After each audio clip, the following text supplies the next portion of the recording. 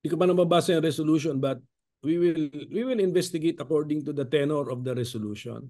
Kung ano ba yung gusto malaman ng resolution. Ako lang, ang personal opinion ko lang is an informal agreement made by one Filipino with with a foreigner is not going to be binding upon the Philippines, no matter the position of the Filipino. So, I mean, wala, ano yan? I mean, meron man o wala, lalo na kung meron nag-attempt that is not binding upon the Philippines. Sir, Yan, sir, si Marlon, sir. ay, share, pasingit po. Go, Marlon. Sir, pero what do you make of that supposed agreement, sir? Is it, as Senator Risa described, treasonous for you? Hindi, as a lawyer kasi, iba naman ang meaning kasi ng treason sa amin eh. So, in times of war lang yung treason. So, ang gusto ko sabihin, it could be unconstitutional, it could be unlawful, but definitely it is void. It is void.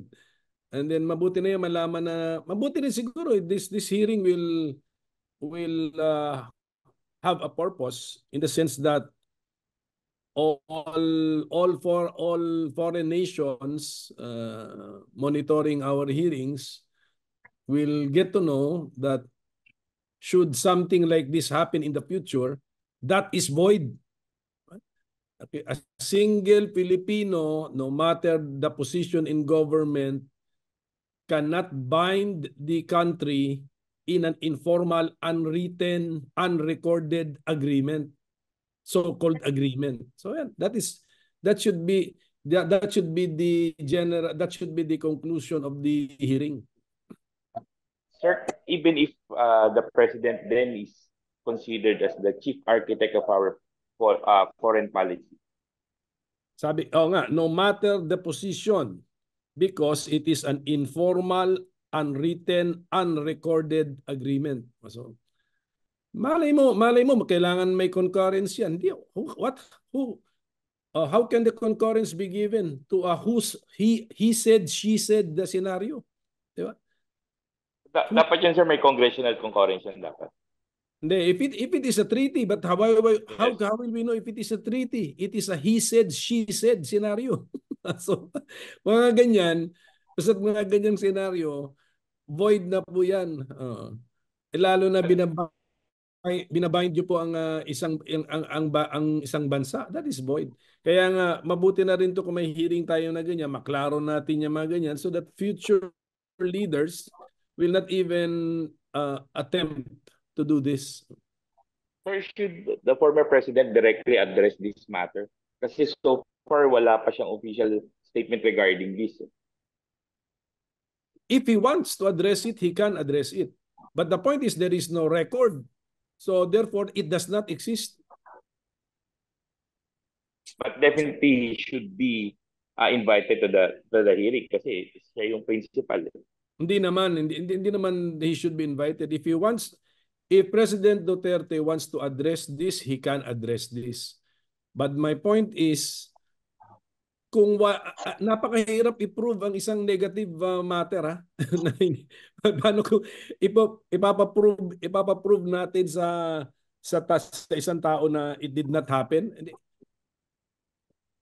Wala eh. There is no record. There is no ano pa tawag doon? There is no mention even nitong gentleman's agreement during his term from his office or from himself. So why are we going to believe it na meron? And then dadagdagan ko nga na even if meron, that is void. So sir, anong merit ng investigation if that is the case? At least maklaro natin itong sinasabi ko na that should be the statement of principle, the statement of legal principle. And if not the former president, no individual Filipino, no matter his or her position in government, can bind the Republic of the Philippines in an informal, unrecorded, unwritten so-called agreement. Sir, pero who should address that? Kung halimbawa, patawag kayo ng matuloy yung Senate inquiry, sino yung dapat ipatawag bukod kay former Secretary Roque? Bahala na yung chairperson namin or chairman doon kung sino ipatawag niya. But the point is, if there is no record, why do we believe that there is such an agreement?